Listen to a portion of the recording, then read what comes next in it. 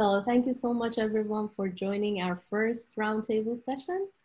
I'm really pleased and honored to have with me a lot of great and amazing people in the house today to go through this roundtable session.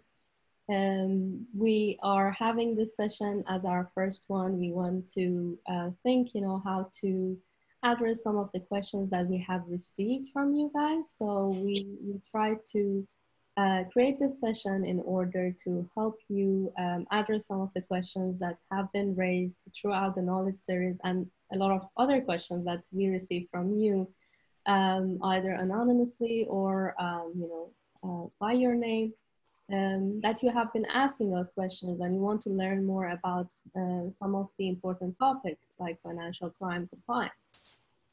So what we have decided is that for the roundtable sessions, we're gonna keep it as different teams and we're gonna run it every month. So every month we are having different themes to go through and discuss.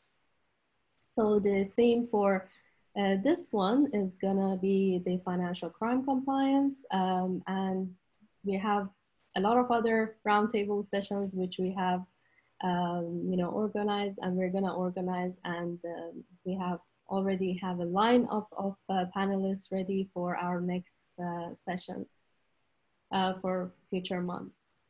So, so I would like to first thank as well MMP for being very generous and kind to support us. And they have approached us and they became our sponsor for our sessions. So I'm really pleased and delighted to have them with us as well today. One of their great team members, Mondu, is gonna open the session and basically open our first roundtable session. And we are so happy and delighted to have them. This session is gonna be moderated by Mariam. So I'm gonna be just a guest for today, but just wanted to welcome you all for coming in and taking the time, to come on your Saturday and joining us. So with that, I'm gonna hand over the floor to Mondu to give his brief opening and yeah, and then start the session. So Mondu, here we go. Can you hear me? I guess you're on mute. Yep, all good. Awesome. Great. Good morning, everyone. My name is Mondu Jaisimi. I'm a forensics and EML consultant at MMP. MMP is very proud to support the TCAE and the Knowledge Series Roundtable sessions. At MMP, our forensics, AML, and investigative services team is very committed to providing tailor-made solutions to reporting entities, including banks, credit unions, money services businesses, and fintechs, to name a few, on their AML compliance needs, as well as assisting organizations to mitigate, identify, and resolve occurrences of fraud and non-compliance. As a proponent of financial crime compliance practice in Canada, MMP has been very strong, or has been a very strong supporter of the TCAE, as it is a platform passionate about bringing the industry together through networking and various knowledge sharing initiatives. Within a space of, I think, about 10 months, you guys have done a fantastic job in connecting and informing compliance and AML professionals, not only in Canada, but across the globe, I would dare to say. We really value this IMNP, and we consider it important that we work together and stay connected as compliance and AML professionals. I would also like to say a big thank you to Suzanne and her team, a really fantastic team for the great job you guys are doing at the TCAE, and also thank the speakers for today's roundtable, Bob, Jennifer, and Joseph, for joining us. You guys have been very supportive of the TCAE initiatives from the get-go, and you are considered to be valued members of the AML community. Many thanks for taking time out of your very busy schedules to join us today. If you have any questions about the AML services we offer at MNP. You can reach out to me on LinkedIn.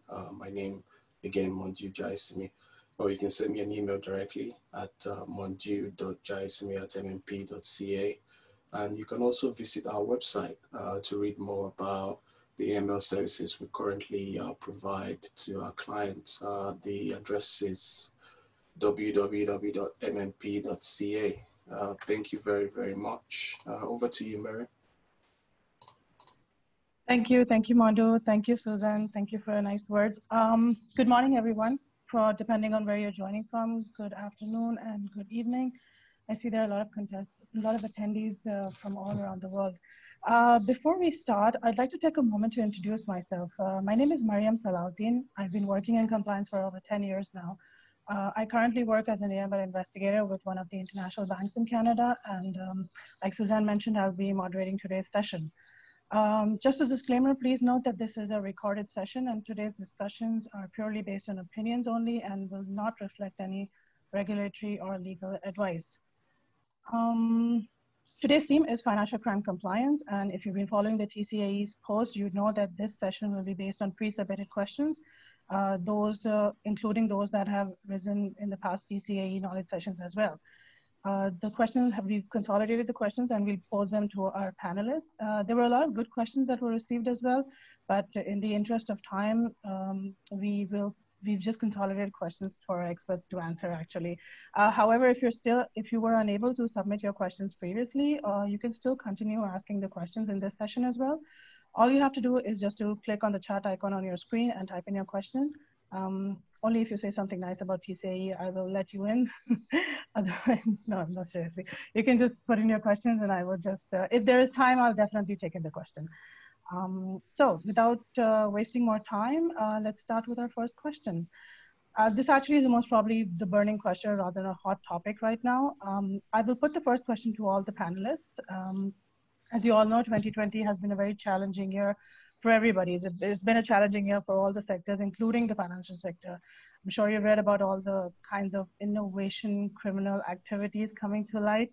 So in your opinion, the question to the panelists is, what 2020 trends have you been seeing in relation to financial crimes, and how can the institutions be proactive in addressing these trends?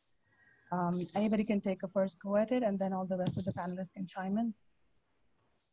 Would like to start? I can start with that one.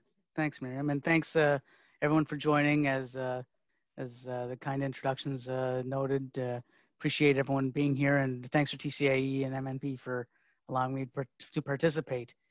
In terms of trends, I mean, obviously the COVID-19 situation is top of mind, and I think that that's something that's going to have impact not just now but in the future as well. Some of the trends that we're seeing, this is a direct result of COVID, I think, is fraudulent applications based on the use of new remote account opening processes. As the COVID situation developed, I think a lot of financial entities and other financial services providers started, if they had been looking at non-face-to-face account opening processes, I think they might have rushed them or put them in place without necessarily doing all the testing that was required, and maybe not everything was 100% in place, but in order to make sure that services weren't interrupted for clients and that they could continue offering new clients access, they might have put these processes in place quickly. So that's left them with gaps, right? So I think that's one piece. And to that effect, even FINTRAC, so this is primarily, in Canada, FINTRAC, our national FIU, they provided some temporary relief in terms of when you're using non-face-to-face measures, there's a requirement under the Canadian regulations that the reporting entity has to take measures to authenticate the documents. That's basically using software to authenticate, if you're using government-issued photo ID in a remote situation. They provided temporary relief from that obligation to authenticate the documents. And it's good in that, like I said, it did help keep clients being able to open up accounts. But it does make it, you know, a weaker process in that that document could be very well a synthetic ID. And although FinTrack has said, hey, after the pandemic and social distancing rules are relaxed somewhat and people now will be going into branches, you have to take measures to now authenticate the documents and do, you know, what you would normally have done. Well, by that time, it's too late. If it's a money launderer who's opened up an account, they're never going to come back. Right? They're going to use the account and to do whatever they can very quickly before they have to authenticate. So I think that's one trend. I think the other trend that we're seeing a lot is a lot of scams, online scams related to the sale of counterfeit safety items and goods in shortage, and charity scams related to COVID-19, right? Where people are ostensibly collecting money to go for relief efforts and assistance for people who need you know, personal protection gear or shortage of goods, even food and clothing. And I think we've seen an increase in scams in that regard. There's more, but I don't want to steal all the time from the panel because I'm sure everyone has their own insights. I'll chime in next, Bob. I think I echo your same thing. Scams, frauds, a lot of scams, actually a lot more than I've ever seen in less than 6 months that happened that would normally have taken a year or two to work their way through. They're coming in fast and furious. The other thing I'm seeing a lot of is mules. Given the economic downturn and people's ability to pay bills and stuff, I'm seeing a lot of people take more risks and using their accounts to either willfully or not willfully, or maybe not understanding, but they're turning into taking cash and converting it to crypto or converting it to prepaid or converting it to something else, or vice versa, the other way around, and getting caught up in their accounts being closed because they get caught with some sort of NSF or pullback or something like that. So I'm seeing a lot of people, and it's mostly elderly, but I do see a lot more of the 30-somethings and 40-somethings. And then the other one, you said scams. A lot of people are getting scammed. Invest in this. This is going to be the newest cure for COVID. This is going to be the newest technique to solve the pandemic problem. And then people just throwing money at it. That's my 2 cents. I'd chime in. So following on the scams portion, we've seen a lot of course, the PPE scams, but also romance scams. So what happens during a pandemic, people after quarantine are looking to meet people. They're looking to catch back up, whether it's normal dating scene or just looking to go back to try and help other people in a time of crisis. And that plays in. There's a huge upswing in romance scams, a lot of affinity fraud as well. So if you think of, you know, in one pandemic that's going on now, because we actually have 2. We've got COVID, but we've got the Black Lives Matter movement and trying to get people of color an equal seat at the table. We've got a lot of affinity fraud going on. So if you think, I'd like to support a Black business, well, there's equally people looking to take advantage of that right now. So wherever there's a piece of the pie to be taken or money to be made, those scams are really going on. Another part that's been going on and changing in trends is with regards to human trafficking. So at the start of the pandemic, when strip clubs were shut down, this is an area where a lot of trafficked women are put to work. What happens to them? Well, rumor has it they've gone and their pimps have them working, doing other break and enters, doing other jobs to make the pimps money. And now that strip clubs are back open, we have another shift. So are there people going in there being lured into human trafficking that might not otherwise be and desperate to make an income? Certainly we saw last week in the news in Toronto, the infamous brass rail, there was one of these staff members had a confirmed case of COVID. And since then, one patron has been confirmed to have it. My question behind that is, how many other staff members actually have it? If there are trafficked women there, then they are probably living in close quarters. It's probably spreading. And that means their manner of working will change. Those pimps can't make money off of those women while they're sick, or potentially can't if they're symptomatic. And so there will be evolving changes in that field as well. Yeah, I guess I totally agree with all of you. And just to add, you know, another thing into what you guys as well mentioned is I could see a lot of cyber crimes as well happening. I guess we all saw that, you know, a lot of news, you know, throughout, as well as they're getting a lot of advantage about the you know, sharing the, you know, the viruses around, and specifically, you know, they're using different websites and also mobile applications, you know, just to make sure that, you know, the information about COVID is incorporated into those websites and attract people. And then they are kind of reaching them, you know, to another site where they will be attacked by ransomware. And, you know, a lot of ransomwares are happening, a lot of new initiatives from different ransomware attackers. One of them, which I read recently, they stole around $25 million from within 5 months. And that's basically, you know, quite a lot for a ransomware. And they try to compromise, they try to block, you know, the information, encrypt all the information, and they ask for money, or they will just say that, you know, all the information that you have, it's going to go to public. So they will threaten, you know, the users, and or they will say that, you know, we will lock your information and we will sell it to the competitors. So and that's, you know, one of the leverages that they have started, and a lot of trends that we are seeing that they're using to using for a lot of companies, financial institutions, that they're getting involved into this kind of trends. And as well as the fraud, as you guys as well mentioned, recently, you know, around 766 Canadians were frauded, and within March to May of this year, and around $1.2 million as well was stolen from it. So there's a lot of fraud, specifically on phishing, vishing, and smishing happening around.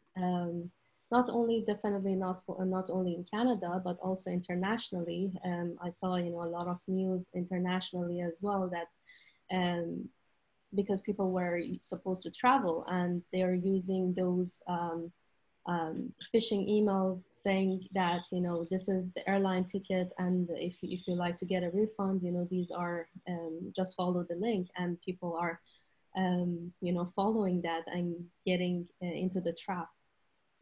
So yeah, these are a lot of trends, and I think the next part of the question, which we can also address, was that how we can perhaps, you know, be more proactive in this approach about this trend. So I'll share my ideas, and I'm sure that, you know, the panelists could add on top of it as well, where I think for specifically for cyber crimes, I feel there should be, you know, 3 stages or 3 levels of defense that, you know, companies should be proactively, you know, thinking about. Like, for example, training. We know that, you know, training of the users and people, you know, it's very important and crucial. Another part is that making sure that, you know, their systems and controls, let's say their IT security system, their IT system as well as the security system are up to date and basically, you know, in line with, you know, what is the toppest level of updates that is available. And I think the last part would be to make sure that they have a backup from any critical information and data that they have. So these are kind of, you know, some of the proactive approach, you know, that they can use. On top of that, of course, you know, there are going to be BCP plans, you know, that, you know, the companies should make sure that, they put in place. I'm sure that, this COVID just brought the BCPs of all the institutions, to a very big test. And, just being proactive, into making sure that, how the BCP test is basically done, I think it's very important. And this is one of the proactive approaches that, we can take on. I miss Bob, Joseph, Jennifer, if you have anything to add to that. Sure. I think, you talk about training of people. I think training within your organization is necessary, right? As these things are developed or as they're understood and rolled, identified, it's important, and now even more so because a lot of people are still working remotely, to make sure that your team is aware and that the information on this is disseminated so that investigators within your shop, if they recognize a similar activity, it's, they are aware of that's it could be a scam. I think that the Canadian the economic recovery benefits, the CERB benefits, have you written rules? Have you talked with your rules development team to identify situations where someone's collecting CERB, but they're also getting a bunch of other payroll deposits, right? And that becomes a little more in the sophistication that, in terms of system rules and tuning.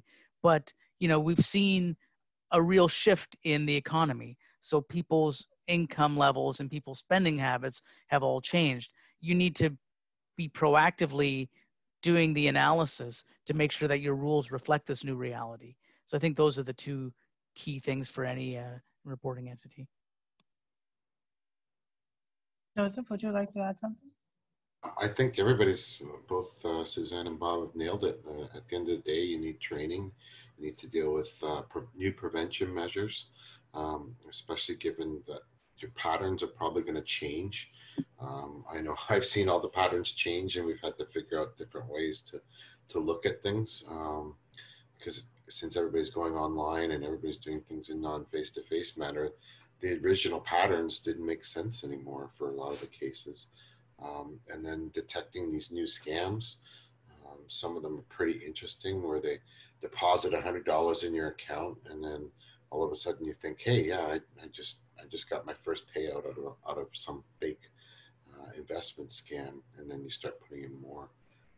So at the end of the day, training, prevention, monitoring, and detection. The same old adage, just rejig it.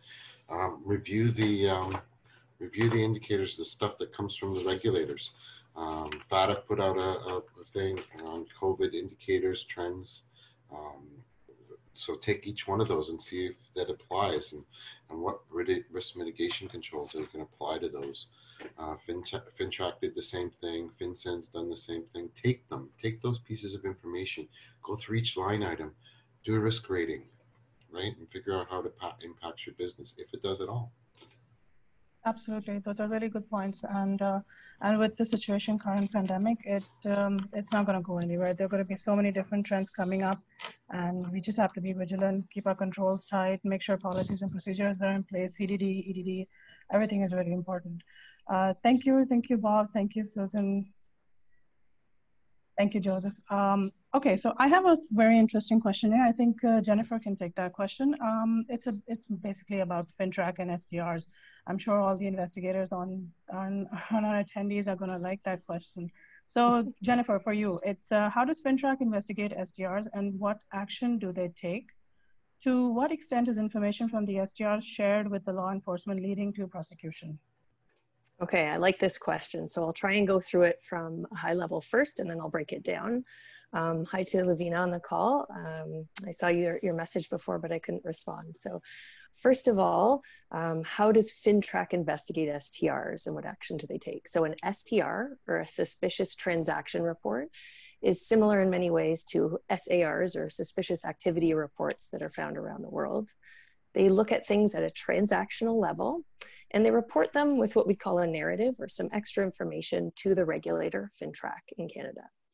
So what that means is an investigator at a reporting entity, and reporting entities know who they are, or they should know who they are, the regulator tells them. So it could be something like a conventional bank. It could be something like a dealer, somebody like a dealer in precious metals, or it could be a dealer in virtual currency, as well as a few others. Now, that entity is going to look at the transaction, their investigator, and if they determine that there's indicators of money laundering or terrorist financing, they're going to fill out an STR and submit it to FINTRAC using FINTRAC system or a proprietary system. They'll detail the transaction, and then they'll do the narrative, and the narrative should contain the facts, context, and indicators that they found in order to formulate their opinion. It then goes to FINTRAC, or just for those of you around the world, we're looking at the Financial Transaction Reports Analysis Center of Canada. So they're looking at reporting to law enforcement, as well as performing some level of analysis on the information received. So the information goes to FINTRAC, and let's say there's a case of terrorist financing. This is one where they sort of do get triaged. So an analyst does look at the reports that are submitted. And to give you an example, there was one case out west in Alberta over the last few years where an investigator found what they thought was an indicator of terrorist financing. They submitted that to FINTRAC, and within a matter of 4 hours, local law enforcement as well as CSIS had identified the perpetrating individual and located them. So certainly there are some cases that might be at a lower level or a lower threshold for money laundering, but something like terrorist financing is dealt with, they say in a timely manner, but we'll say it's immediately. So once they review a submission, let's say there's indicators of money laundering there, that then gets submitted to local law enforcement. It's often passed along verbatim. And local law enforcement would use that as part of their investigation. Part of the question, it said, to what extent is information from the STR shared with law enforcement leading to prosecution? The full details of the STR are shared with law enforcement, but they use that as a tool in their investigation. So certainly if I, as an investigator, see that there's what I think is an indicator of money laundering, doesn't necessarily mean it'll lead to prosecution, but it would be a great tool for that law enforcement. Now, that law enforcement needs to know how to use that STR. And law enforcement officers are much more prepared with money laundering training now than they were years ago. However, any particular reporting entity doesn't necessarily have all that information out there. So for instance, if a law enforcement officer receives an STR and it's their first casino case, they might not know all the terminology that's involved with trafficking through a casino or moving of funds through a casino. So that report needs to be detailed in such a way that it's concise, it speaks to the transaction, it speaks to the facts, but it also explains it without using colloquial language so that the law enforcement officer can use it as part of their investigation. So law enforcement might come back to the reporting entity. They might ask for more details. FINTRAC does not share the reports. So they don't accept an STR from one reporting entity and then send it to another one and say, oh, hey, by the way, RBC sent us this one. We're going to share that with Scotia. What they do is they compile some aggregate statistics and release those on a semi-regular basis. So often yearly, sometimes more often than that, to say, listen, these are the types of trends we're seeing in the industry. And here are some details on how to better prepare your STR. Certainly over the last few years, this has improved.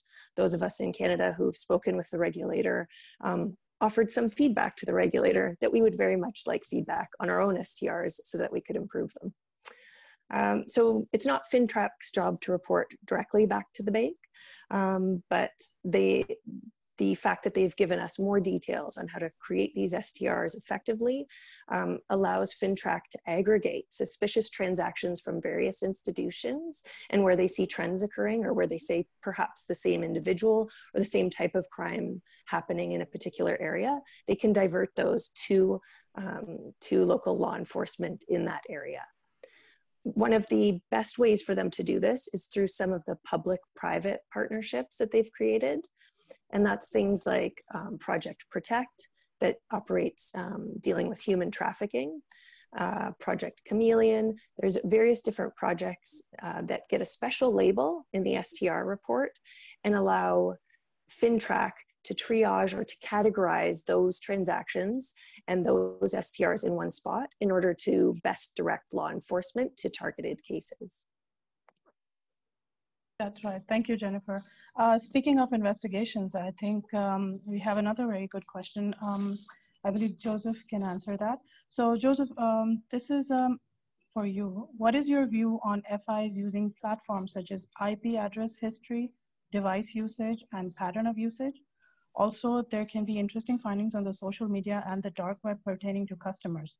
How beneficial can these be when conducting investigations, and to what extent can FIs be comfortable using them?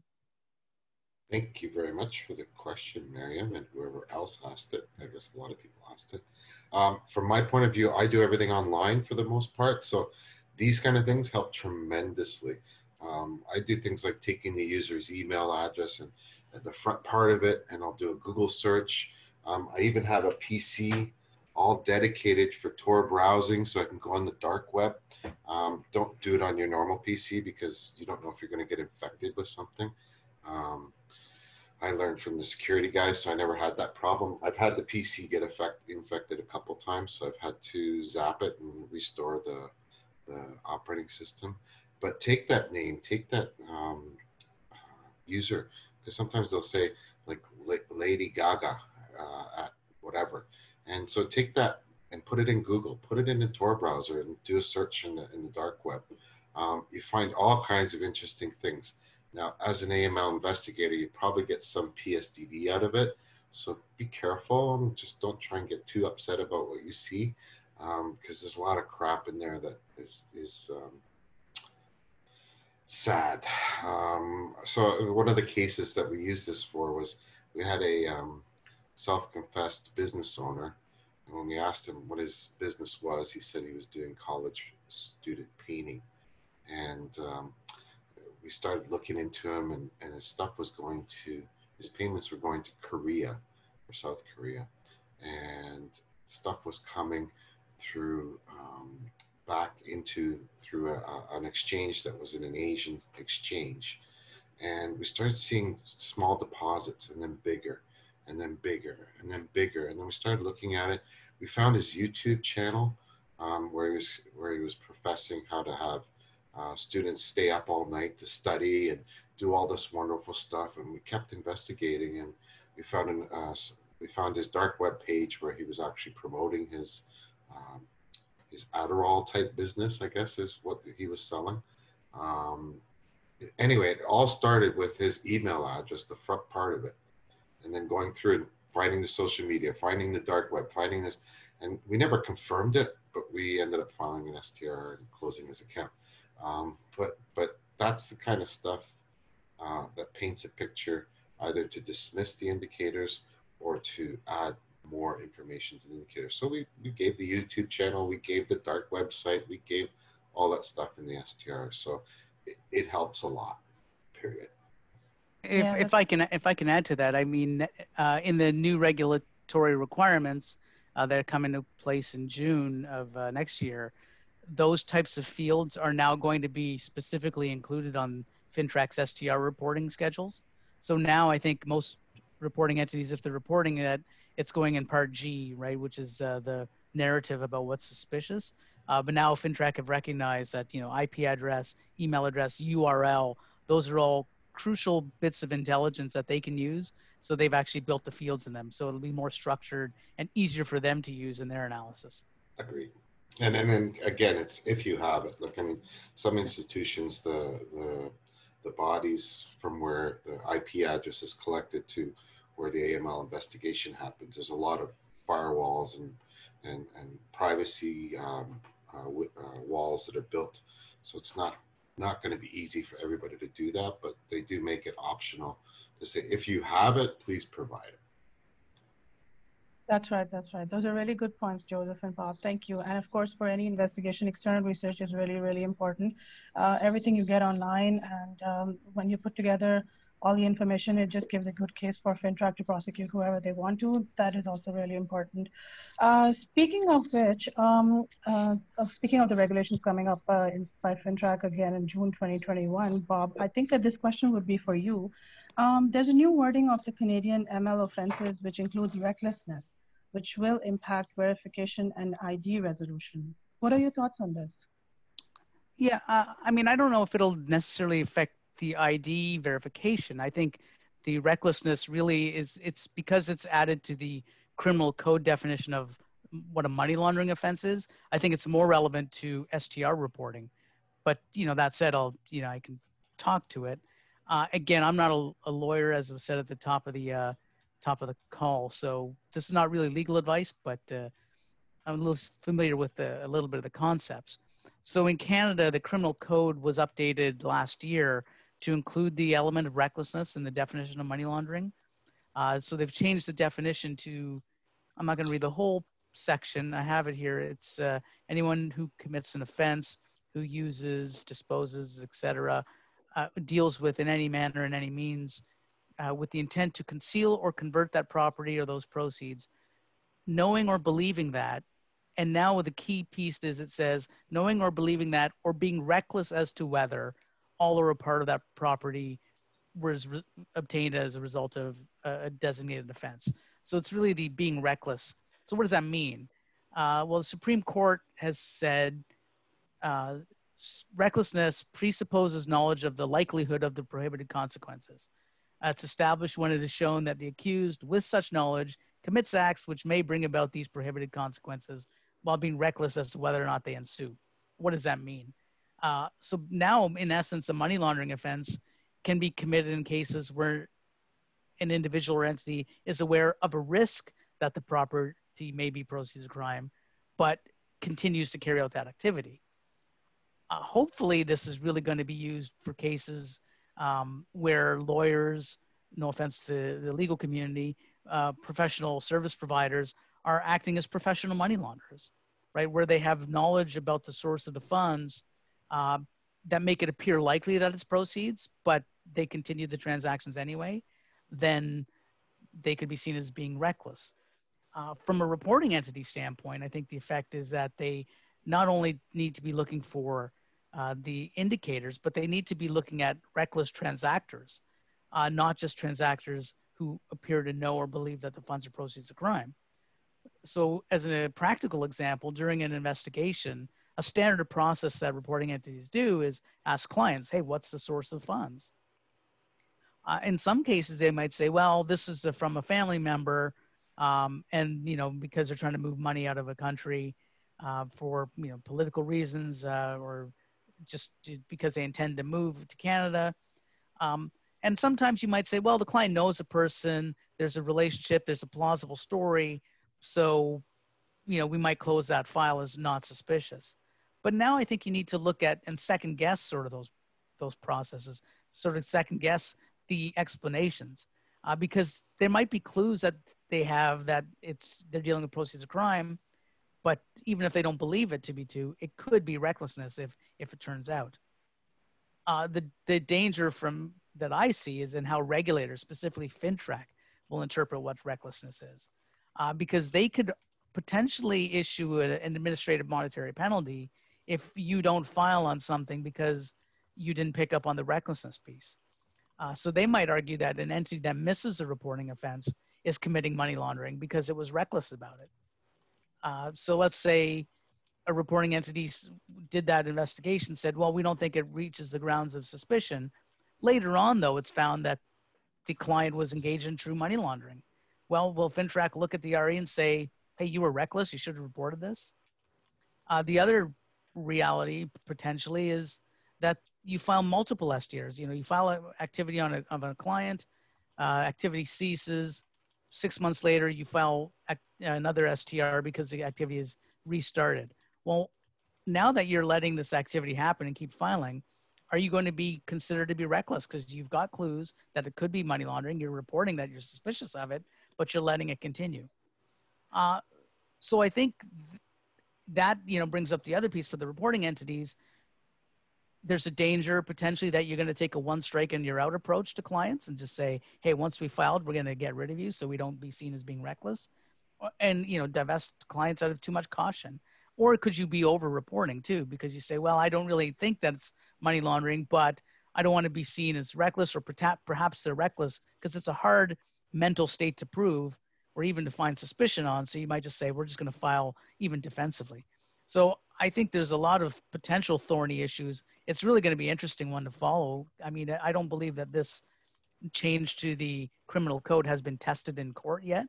So I'm looking, forward from a distance to see how it's actually prosecuted. Hopefully, again, they go after professional money launderers, and that's where they contain it to, and it doesn't extend the reach of FinTrack to amping the reporting entities who are trying to report in good faith. If I could add to what you were saying, Bob. Please. Yeah, so previously, so there's several faults that are required in order to try and prove something beyond a reasonable doubt that somebody is, trying to convert these funds like you described for the purposes of money laundering. And previously, there was, one of the faults was willful blindness.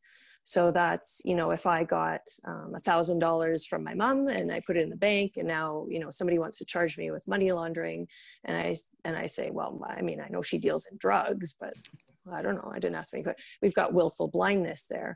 But I think the goal, and certainly Bob's the expert on the ramifications to reporting entities on this, but I think the recklessness aspect opens up the charge a bit more to be able to try and get those professional money launderers that are blatantly operating in areas that would be considered reckless. Why do you continue to import only doll heads from Colombia that happen to weigh more than an empty doll head? These are types of things where you're not having to prove willful blindness. Instead, you're saying, well, that person transacting is operating recklessly. That's right. Thank you, Jennifer. Thank you, Bob. Since we know our theme is financial crime compliance, I do have a question for Susan. I know she has international experience as well. Susan, this question is for you. Is there a relationship between corruption and financial crime? Yes, absolutely. Of course, financial crime is kind of a big umbrella, and corruption is definitely one of the crimes under it. And corruption is basically, linked to many other financial crimes or other crimes. And one of the things about corruption, which is very important, to consider, is that corruption is usually as in a status of, or shows that how weak the government could be. And if your government or your, let's say your governance body in a jurisdiction or a country is weak, that could lead as well, to other crimes, crimes, offensive crimes as well, like money laundering, drug trafficking, fraud, and terrorism financing. So they are kind of all linked to each other. Specifically, the public officials, they always try to find a way, if they want to, for example, want to launder their proceeds of their fund and they want to clean them, and they will definitely have to go through the money laundering stages that we have. They have to, contact, get in touch with different associations and different institutions, in order to help them in that process, using close, associations, family members, using a lot of offshore accounts, in that process, and using, that proceeds as well, to integrate it into the financial and, buying assets and everything else, similar to what, money launderers are doing. So like a good, case for that was one of the biggest corruption that we had, the one NDB case that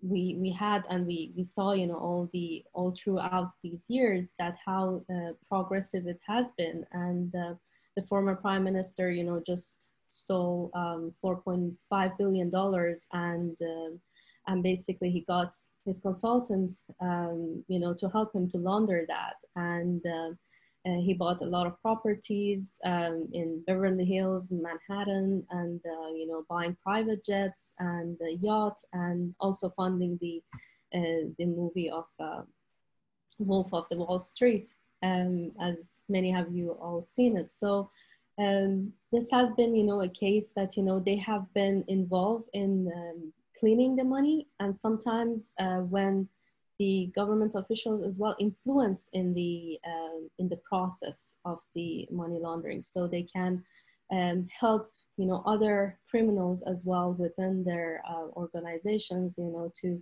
process that, or even them themselves, you know, to help with the money laundering process. So, for example, one of the former Venezuelan officials used to embezzle a lot of money from Venezuela, and he actually used a lot of state-owned entities, you know, to help with the money laundering of the money, and he was able, you know, to do that, and through his authority that he had and his power that he had, he used that, you know, in order to facilitate the money laundering process for himself. So we have a lot of cases of corruption, you know, and a lot of impact that we see throughout the economy. And one thing that it's really, I think, important for every one of us, you know, to consider is that it's a lot of mindset change that we have to see within organizations, within the countries and jurisdictions, which you know, that is very fundamental for the change that we want to see, you know, to stop the corruption.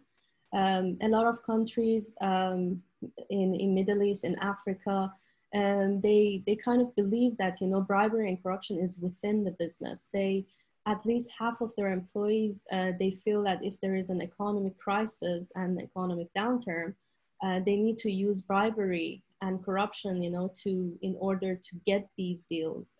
So there is a lot of importance on, you know, changing that perspective.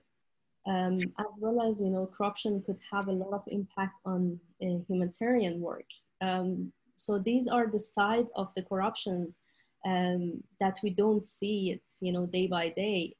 We see that, you know, a corporate politician, you know, did something, but we don't see what is happening and what impact it has to the country and to the people within that country that they're living in. A lot of humanitarian work, you know, which means, you know, life and death. So many people, you know, they get, you know, discarded. You know, 30% of the humanitarian aids, you know, get failed because of the corruption that it has within the countries or within, you know, the government. So I think corruption has got a very important part in where we have to fight alongside with other crimes. And yeah, this is all I've got. Thank you, Susan. Thank you. Definitely corruption and financial crime. They just sound like two members of the same family. So, well, okay. One of the things I'd like to add to that, Susan, is when you're looking for corruption, sometimes it's also hard in the sense that if you're looking against a politician and they're a really good corrupt politician, they spam the media with all kinds of good news. So that at the end of the day, when you're looking for this corruption, you're looking for the news articles, or you're looking for things that are related to that person from a corruption perspective, you actually have to go 2, 3, 4 pages deep when you're searching for that kind of stuff. So be careful as well with the ones that have too much good news, because that's probably another indicator of corruption.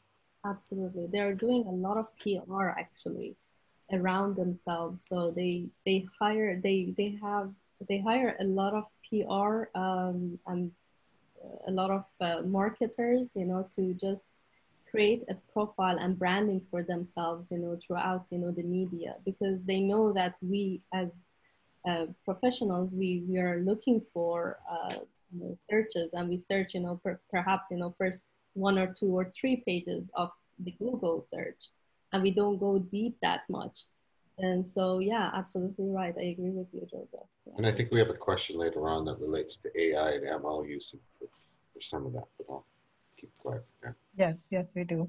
Thank you, Susan. Thank you, Joseph. Those are really good examples. How about we have a poll right now, and let's see which one, how much you follow money laundering in movies as well. Can we have the poll up, please? So, which TV show, movie is your favorite portrayal of money laundering? Ozark, Laundromat, Good Girls, Wolf of Wall Street, Office Space, The Accountant, and Catch Me If You Can. I'll give you 10 seconds for that. 10, 15 seconds actually. You guys can put in your polls.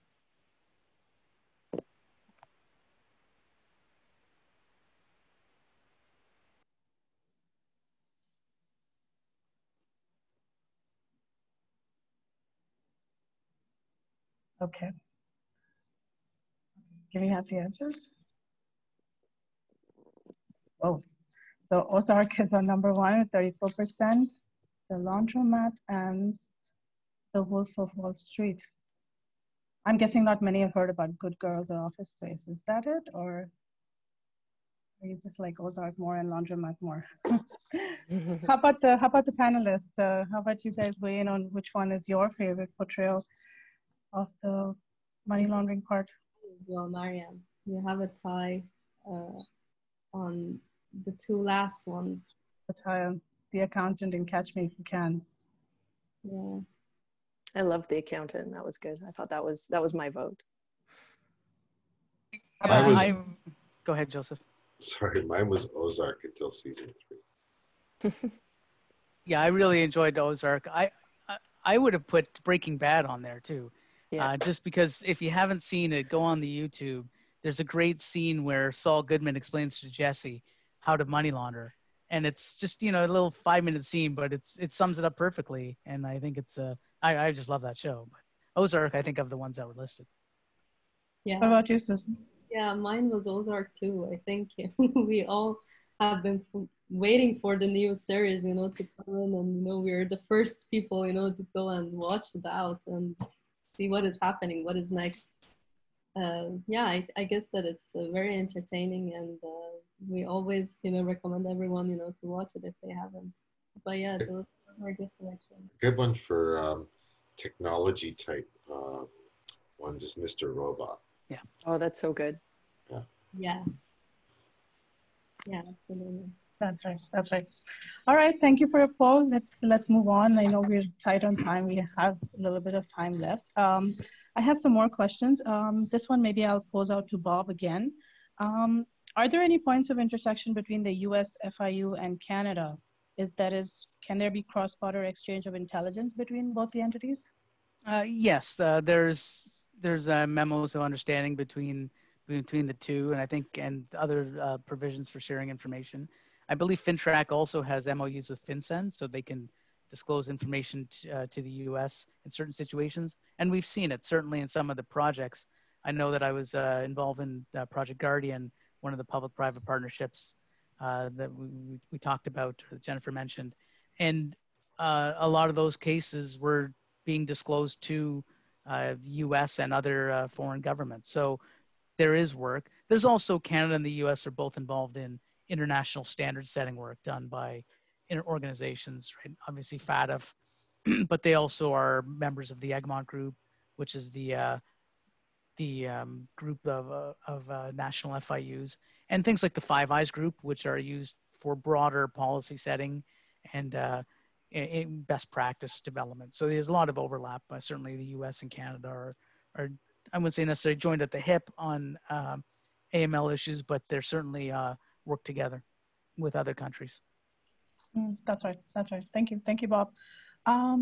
Jennifer, I guess this would be for you. What will be the approach of regulators to address the changing modus operandi of fraudsters and the use of technology? Sure, thanks. That's a good question. So to break it down, I think, well, I'll start with what I would have as a bumper sticker. If I was willing to put a sticker on my precious car, it would be that fraudsters are really just entrepreneurs.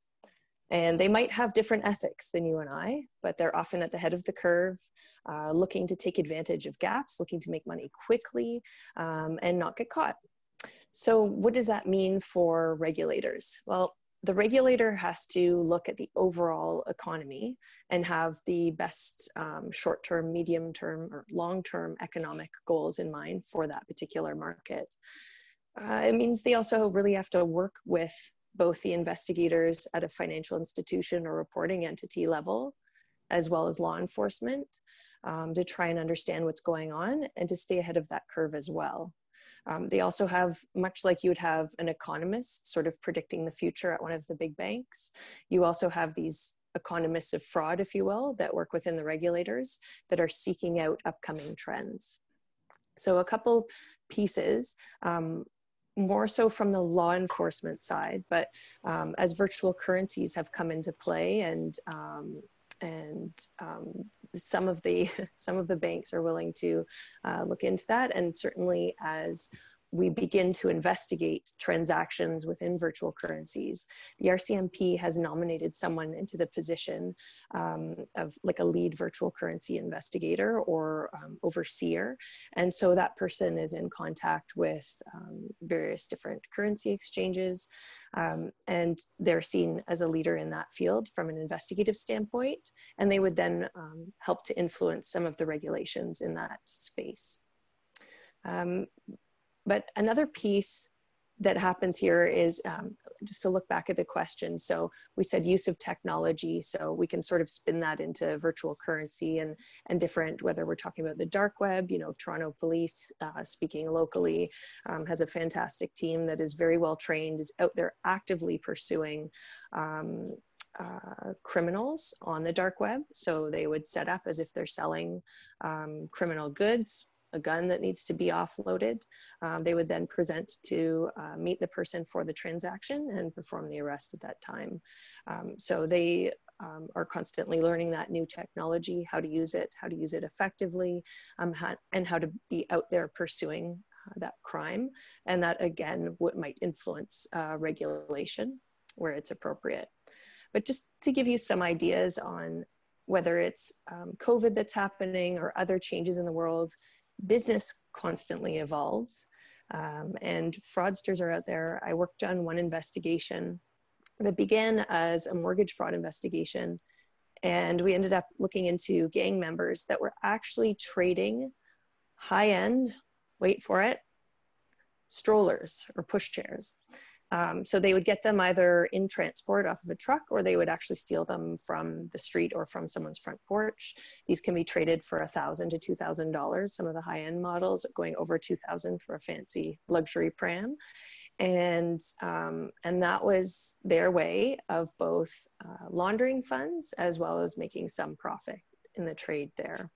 Of course, we spoke a lot about romance scams. Those have been around since we first started, since the dawn of time, basically.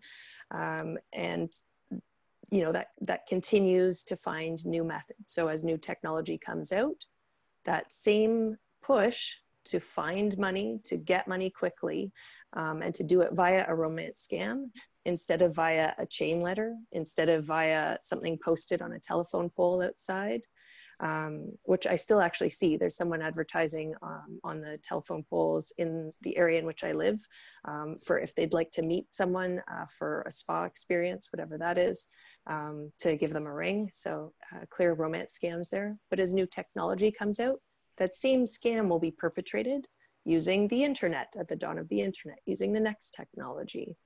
So to get back to the original question, the regulator will look to frontline investigators, to their staff on site that are, you know, whether they're investigating themselves or they're looking to other countries to see where that flow of funds is going, and looking what else is being brought to the media. And of course, working with the trends identified by local law enforcement. Thank you, Jennifer. Those are really good points. I'll move on to my next question, and this one is for Joseph, actually.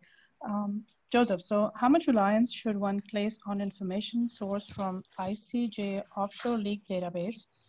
There are a lot of individuals, high profile and otherwise. Should a name showing up in these reports and leaks be taken as sufficient reason to investigate and report them, or should simply appearing on this database be considered adverse media?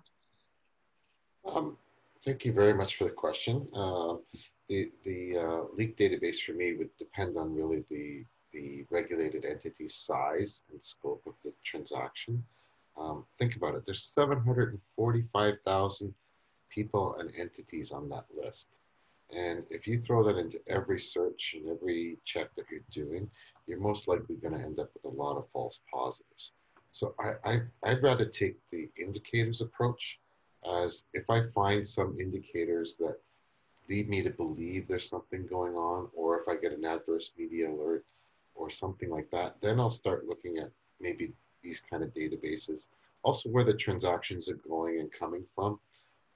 If it's just domestic, I'm not going to worry about it too much.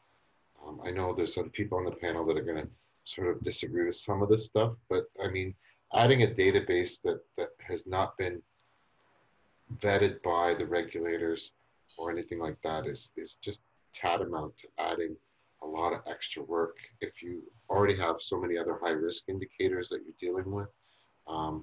This is something that when you get all your high risk out, maybe you start throwing it in all the time, but the reality is you're going to get a lot of false positives from this, and you're going to spend a lot of time going through it. Really, for me, look at other indicators. Yeah, so I mean, I'm one of those panelists who might have a different view, and maybe but not necessarily, Joseph, because you did talk about the size of the institution.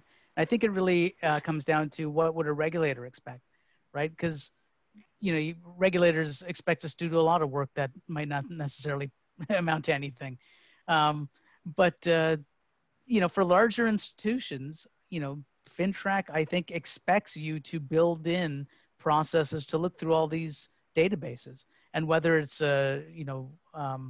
automated or calling your vendor against screening software and saying, hey, add this list to your list so that we can do a one-time search of all our clients against that list. And I think that's what at least the larger institutions did.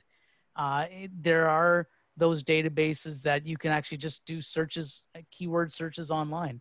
So if you're a smaller institution, you might just start off with a search of, hey, Canada or Ontario, if you're localized to a different province, and see if anything comes up, and then look at those results and then go back to your client database.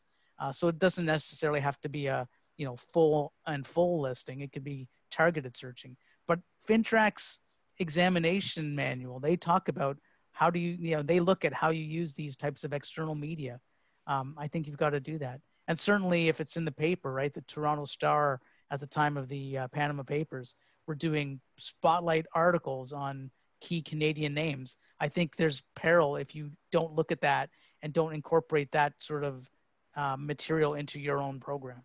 So don't disagree with you fully, but I think that you can't dismiss them as saying, well, it doesn't really affect us because it's in, a different country. Well, it might, because it's your clients in Canada potentially using that.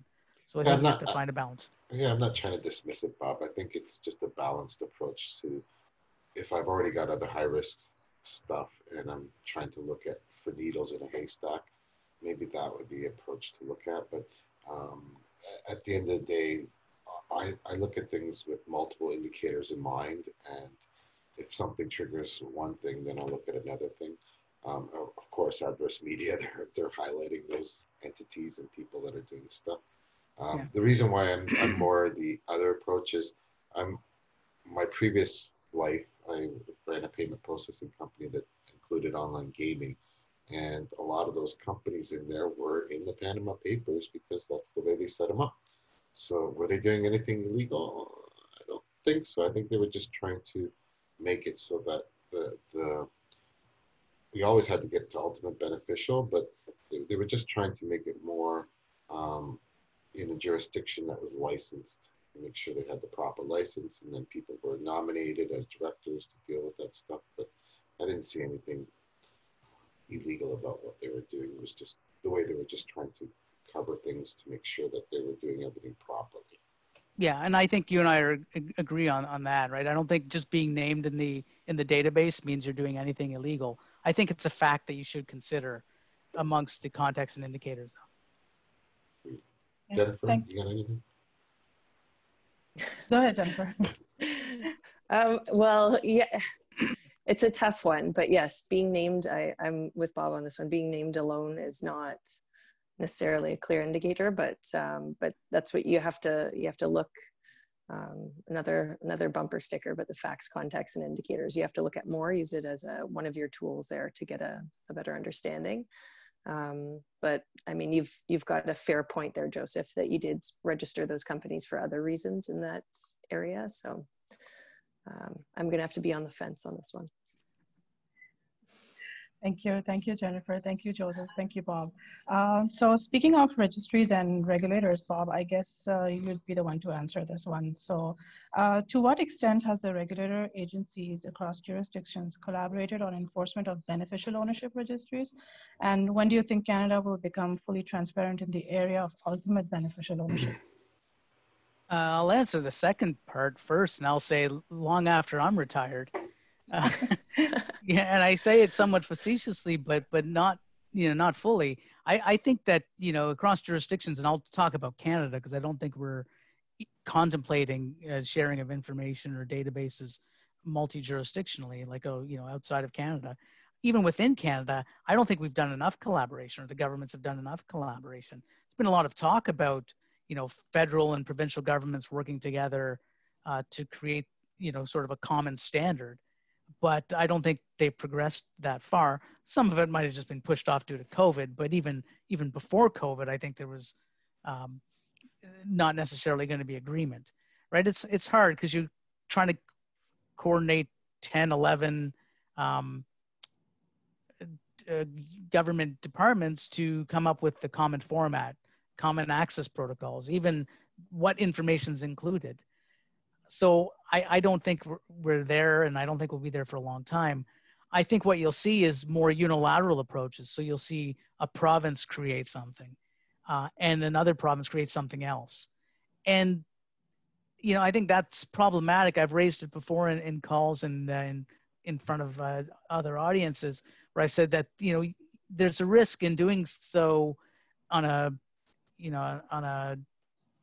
that kind of approach where it's not unified, because you risk creating regional regulatory arbitrage, right? So all of a sudden BC comes up with a great database that can be used.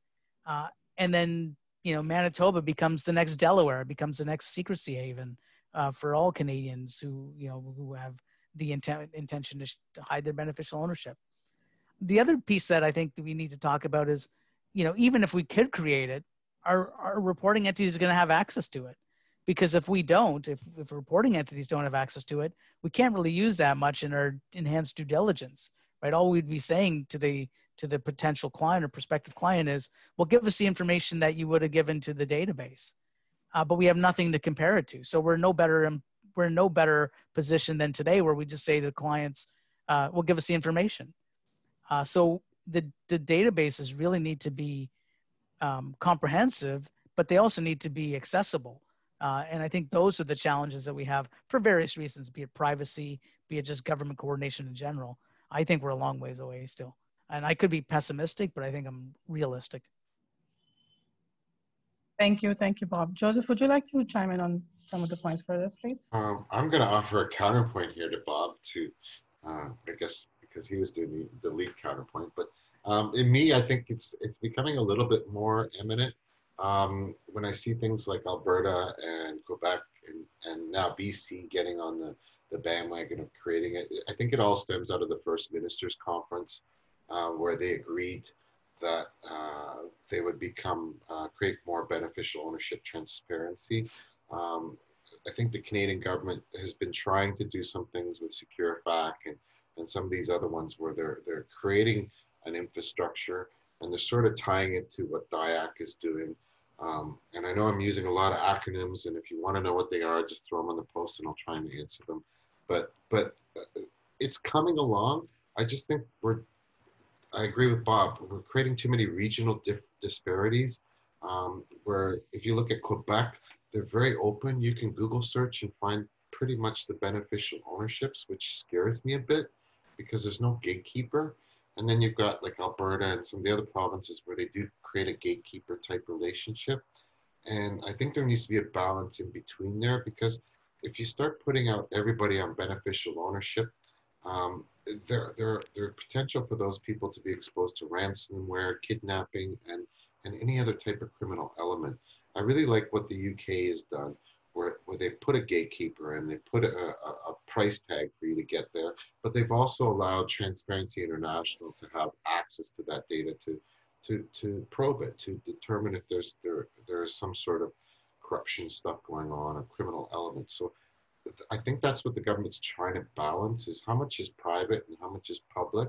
How do we get organizations like Transparency International to have access to that data, to review it for the public good, and things like that. So I could go on for hours on that, but that's really my point. Thank you, Joseph. Those are really good points. And while you're still here, I will just have another question for you, actually. So this is regarding MSPs. So for most smaller MSPs, there's always a blur line between low and medium risk clients, especially around their monitoring procedures. Is there a risk category medium really necessary? If yes, what distinct monitoring procedure can you recommend for a medium risk client? Well, I mean, at the end of the day, it has to be based on the size and scope of transactions, whether you're doing online or face-to-face, and whether you've dealt with all your high risks first, right? Just because an MSP is deemed itself or has some sort of self-assessment in the risk-based approach as medium risk, that doesn't exclude them from looking at high-risk transactions or high-risk clients or high-risk jurisdictions or any other high-risk indicators.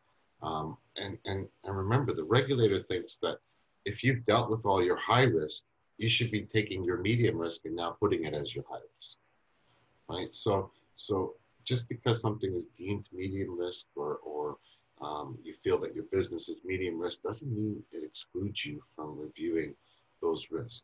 Those are now your new high risks. So I would look more loosely at, if I think everything's medium, I'd maybe look at more loosely what those indicators are and try and tie more of them together to see if I can either dismiss the suspicion or make it something that maybe is suspicious that I should report. But it needs to be a balanced approach based on your risk assessment. And you can't just say, I'm medium and not deal with anything. That's not the way it works. Yeah, that's right. Thank you, Joseph. I have the next question for Jennifer. Jennifer, do you see any impact on inherent risk as a result of COVID-19? So when I originally read this question and I was trying to put together my thoughts, I read it as, do I see an increase in inherent risk? And I had mixed thoughts on that, but it says, do I see any impact? So yes. But I'm sure you want more details than that. So to break it down for those that don't normally deal in something at an enterprise level risk assessment, a company normally goes about their business and they have inherent risk. So if I lend funds to people, I need to know that who I'm lending it to and what that means in that area. Is there zero chance of payback, 100% or something in between? And then I would have mitigating factors and residual risk, the leftover risk that I'm okay with operating. The inherent risk I might not be, so that's why I'd put in those mitigating factors. So with the influence of COVID, what does that do to inherent risk factors? Well, you don't just have one for any particular company. You'd have many different lines that somebody at the senior executive level would come up with. They would involve different departments. You'd have all different factors. One of them might have been accessing the company's networks remotely. So prior to COVID, if you look at many of the bigger banks, they might have operated, for example, in a financial center like downtown Toronto. Elsewhere, you've got Singapore hubs. Okay, great. So you've got all these people in an office tower. Some of them are set up to log in from home, but not many. You then bring in COVID, and of course we're all thinking, oh my God, people are accessing the bank's networks over their home networks. It might not be secure. So if we just step back, we say, oh my God, that inherent risk is crazy. But then there's a mitigating factor. So the banks would have had to turn around. Many different companies, we see some of them are much more agile in this regard. Some of them now saying, yep, everybody can work from home. We've got everything set up. So they might have, let's say they put in a VPN network. So now you've got more of a secure connection, one that the bank or the company can control. That's your mitigating factor, and your residual risk has diminished, or should have if it was implemented properly. Conversely, you could counteract that and say, well, the inherent risk to having every smart brain on that team operating from one office is really high. It's something we took for granted before, that we could have all these desktop computers set up that didn't need to move, with an office that was easily accessible to most. But now if you look at it, well, what happens if something happens to that one office? All of those people are now either unable to work, not there. You need to have some other counteractive measure there. So where one inherent risk goes up, another might come down. But ultimately, the biggest piece here is that companies, certainly if they haven't already, they need to be very agile and really on the ball at looking for what's next, what's coming up with the changes to COVID, so that they can say, you know what, our supply chain has totally changed. We need to look at contractors as a big risk factor, or suppliers, or vendors, get those on the list. And what sort of mitigating controls are we going to put in place to bring down our residual risk? Because our business model was over here before, and now it's over here. And Jennifer, that brings in the whole thing of business continuity planning. Like, how many businesses actually think about a BCP? Like, it was amazing to me how many were just like caught with their pants down. You have to have a BCP. Forget about compliance for a second. You need a BCP. You need a business continuity plan that includes this type of impact too, right? Like, but people coasted for so long, I think. Some of the larger banks that are more, not to put them down, we have a great financial structure, great big banks in Canada, but let's face it, they're a little more resistant to change or slow to adapt. Yeah, I don't think it was just banks. I think it was across the board. Look at FinTrack. They literally shut down for a month before they figured out. They had to get everybody PCs. They had to figure out how to get secure when they're working from home. Just like, I mean, at the end of the day, everybody should have a BCP plan. What happens if your office blows up? How are you going to continue your business?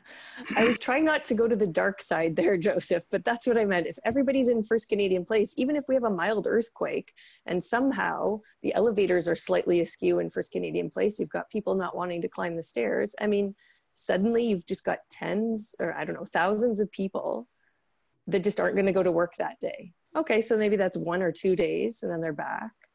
But what happens if something more radical happens? What happens when there's a change? That those BCPs are imperative. And most people haven't lived through the Mississauga derailment. That's what people in Toronto haven't figured it out. Anyway, shut up. Because when all this pandemic happened, we had to move to work from home 5 days a week. We were doing work from home previously, but then, you know, it was a bit tough in the first 2 weeks with a lot of applications not working, system being slow, but it's okay now. It's pretty good. I actually like it now. Yeah. Okay. No more commute time. I know it saves a lot on commute, especially. Thank you, Jennifer. Those were really good points. I'll have one more question before, I know we're short on time, but I'll just put in one more question. Susan, this is for you actually. How does one identify a suspicious transaction for terrorism financing, and what type of organizations are a high risk for terrorism financing? Sure, thanks, Mariam. I guess terrorism financing, as you all know, that it's a bit harder to detect than money laundering. So some of the indicators that it comes to my mind would be, you know, I think just looking at the nature and purpose of the business or the entity, just making sure that everything is consistent. There have been a lot of examples where, for example, customers were having humanitarian, you know, organizations to supply, you know, food for refugees. And then on the transactions, you know, it happened to see that, you know, there are a lot of transactions on buying like inconsistent things, inconsistent with buying food, like hotel booking, massage bookings, and, you know, plane tickets. So that could be, you know, one of the indicators, you know, that we can look into. The others, you know, definitely the adverse media and adverse news are one of the things that, you know, we can pay attention to. Specifically the names of the ones, if there are a negative news, pay attention to the names. And one thing that they try to do, those organizations, you know, they try to create similar and different names because, you know, if you have been on the media and, you know, you have been kind of have a bad reputation on the media that you're kind of connected to terrorism financing, you try to change your name. And what they try to do is to try to find other organizations with other legitimate names and use them to kind of create a new name, which are close to the legitimate ones. So they, basically to confuse people, you know, that, you know, they have a new name and the new entity name. So that's very important, you know, to keep an account for. Other thing, I think it's related to the behavior of the customer. As you know, we could see that, you know, a sudden different, you know, behavior of the customer. We have to watch and see that, you know, what the behavior of the customer has been. If it has been consistent, you know, throughout, then that's fine. If it's not, and all of a sudden, you know, there is a different behavior that it has not been expected throughout, definitely that could be a kind of an indicator for us. Like, for example, if, you know, a client that has not been traveled in, you know, to conflicted zones or areas that are deemed to be terrorism finance or terrorism, you know, countries or jurisdictions, that could be, you know, one of the indicators, you know, that we could see. Another thing which is also, you know, about, you know, social media is that, you know, like we could, when we are doing our searches, you know, through social media, I know that, you know, sometimes reliance on social media is not, you know, a part of a very reliable source for our investigations. But sometimes it's good, you know, to go there and watch the behavior of the customer, you know, and see that, you know, what kind of post, you know, they're posting. Are they posting about, you know, for example, supporting any violent or extremist or radicalist? With that, you know, we can get also a better understanding on what we can expect. And as well as that, you know, we can look into different other behaviors. If, you know, the location of the customer, I think Joseph as well touched upon the online banking logs and IP addresses and all of that. So if, for example, if they are based in logged in from high risk jurisdictions, or even, you know, places which are close to those high risk jurisdictions that deemed to be on a terrorism part, then, you know, that could be also another indicator. So I guess there are a lot of indicators, and FinTrack as well, you know, listed a lot of good points, you know, there, which, you know, we can definitely look into.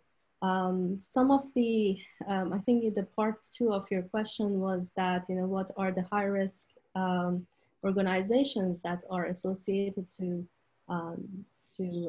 terrorism financing. I think which institution or organizations who help mostly with the whole process and facilitate their process of terrorism financing are quite, you know, are in the risk of being, you know, used for the process. So financial institutions, definitely banks, you know, facilitating, you know, international money transfers, you know, that's another one. The nonprofit organization, charities, they always are, you know, the ones that, you know, we always have to keep in mind for them because they're using the public trust, they're using a lot of trust that, you know, we have in them, and they can be a front for a terrorism financing, you know, group. Money exchangers also, you know, they're some of them are cash intensive and, you know, using different, you know, cross-border activities, you know, to transfer the money. So yeah, so there are a lot of different, you know, organizations that we can watch for. Thank you, Susan. I know we're short on time.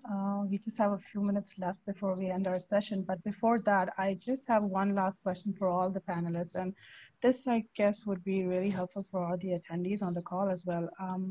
The question is, although financial institutions and regulators are investing billions and putting in a lot of efforts in curbing money laundering, why is the percentage of laundered money getting caught still low?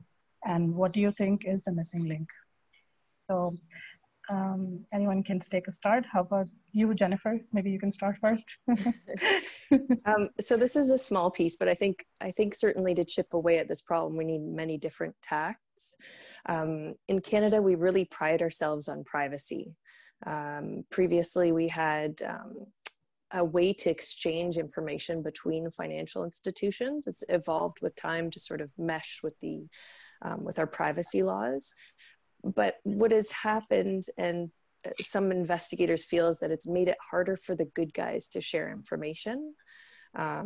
And so finding ways to have that exchange and it be a timely exchange. So as an example, like I said before, if you're looking at a transaction monitoring level from the different big banks, if you have two big banks that are affected by a similar client or similar pattern, it's nice if they can know at the same time so they can see what else is going on, possibly find a third perpetrator or fourth perpetrator out there to let authorities know about in a timely fashion. So I really think that balancing our privacy laws with the way that the good guys are able to share information timely is key. That's right. Thank you. I'd have to agree. Like, I mean, at the end of the day, our privacy laws have sort of hampered our ability to be more connected. The criminals themselves, they're spending billions themselves, and they're making billions themselves. So, and they're coordinated. You've got dark web chat rooms and all kinds of stuff where they're working together. They're teaching each other how to circumvent things. They're sharing information way more better than we are. And I think in order for us to really combat this, we need to come together like that at an international level. And I'm not sure we're even close to that, but I think that's the biggest challenge is how do you combat an organization that's so distributed, so intent on laundering and proceeds of crime and all kinds of stuff, and everybody else is in their own little isolation bubbles. We're going to have to figure out how to do that. And that's the only way we're going to combat this, because they're really good. You go into these chat channels, you can see, oh, you know, I'd like a card for this, or I'd like some identity on this. I'd like, does anybody have like CIBC bank accounts so I can attack them? It's there, and they're working together. We have miles to go to just catch up. Sure. I mean, I'll echo everything that Jennifer and Joseph said. We need to equip ourselves with better tools. And right now, the main impediment, I think, to those tools is information sharing. Even the public-private partnerships. If we have a target that we're looking at and we've reported to FinTrack, we can't disclose that to anyone else. So we might, you know, as a reporting entity, divest that client. They just move on to the next one until they get caught there. I think the other piece, you know, I can't understate the information sharing piece. The other piece, though, I think is really it's under-resourcing of law enforcement and counter-attorneys. I mean, I worked with the police. I was a forensic accountant, did these investigations, and they're complex and they take time, and the police are not equipped, not in terms of intelligence, but in terms of just sheer numbers of people dedicated to AML and financial crime. I mean, I think it's changing, but you know, the example, there was a report this week in Canada where a 73-year-old man in Calgary was charged with a multi-million-dollar Ponzi scheme, fleeced investors of millions of dollars. That was charged. He was charged this week. All the activity happened between 2012 and 2015.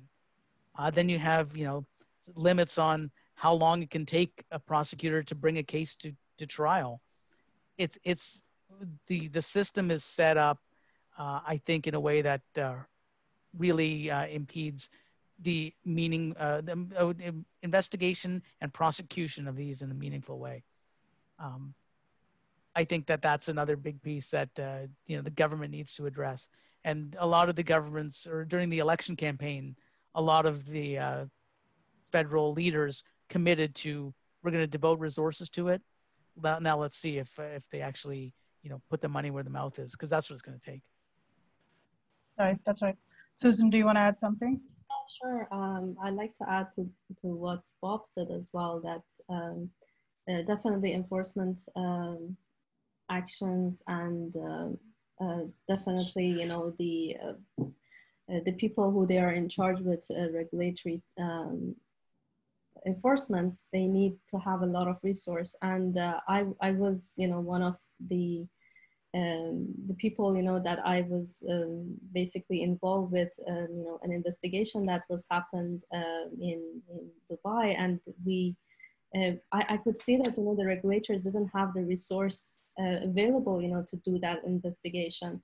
And even, the people that they were involving with, they had lack of education and training necessary to that.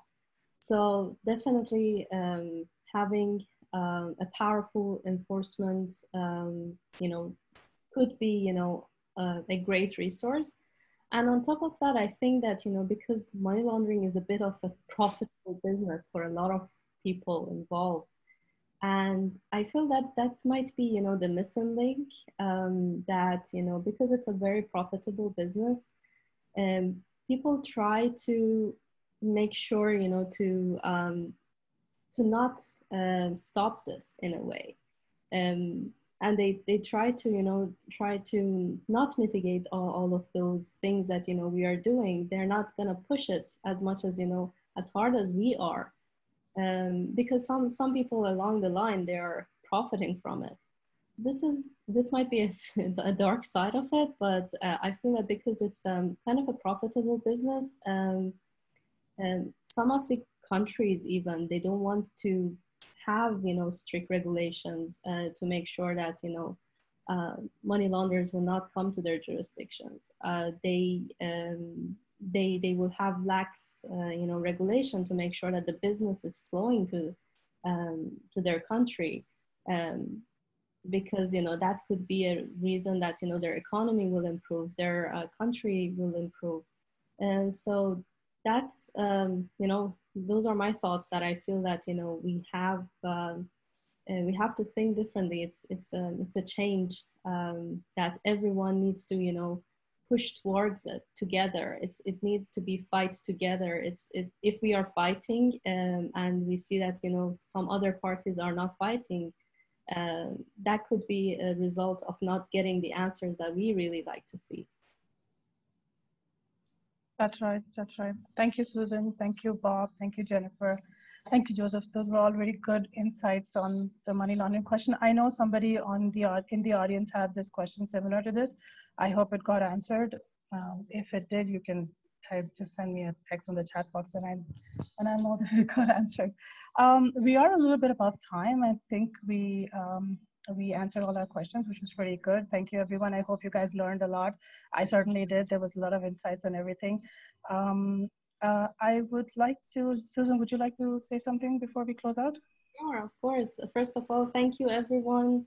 Thanks all the panelists, Jennifer, Bob, Joseph, Mariam, you have done an amazing job. Thank you so much, everyone, for being with us. It's really wonderful. Thanks, Kayla. Thanks, Mariam, for helping out with all the organizing. And thank you so much, Mandu and MMP, for helping us, getting this session and to you, and running our sessions on a weekly basis or bi-weekly basis as well. So I'm really grateful and thankful for everyone who participated. I hope that we could answer some of the questions that you had, and we look forward to see you again on these sessions, as well as the Knowledge Series session very soon. Yeah, definitely. We'll have more topics to discuss in the next roundtable for sure. Thank you to the panelists. Thank you to the audience. Thank you, Susan. Thank you, Kayla. I know she's here somewhere. Thank you, Mandu. Thank you, MNP, Forensic and AML teams for sponsoring us. I hope you all have a good weekend. Bye-bye. I know. Bye. Thank you. Thank you. Thank you. Bye.